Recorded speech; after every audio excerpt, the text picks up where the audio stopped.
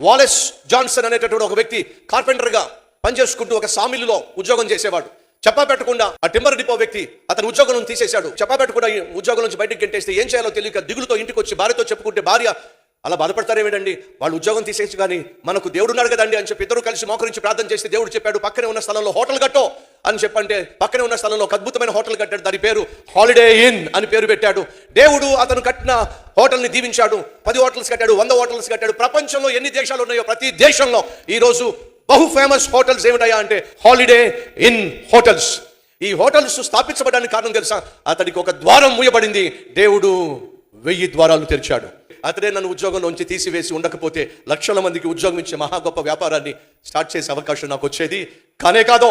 అతడు ఒక ద్వారాన్ని మూసేశాడు. నా దేవుడు 1000 ద్వారాలు తెరిచి ప్రపంచాన్ని శాసించే హాలిడే ఇన్ హోటల్స్ ని స్థాపించాడు.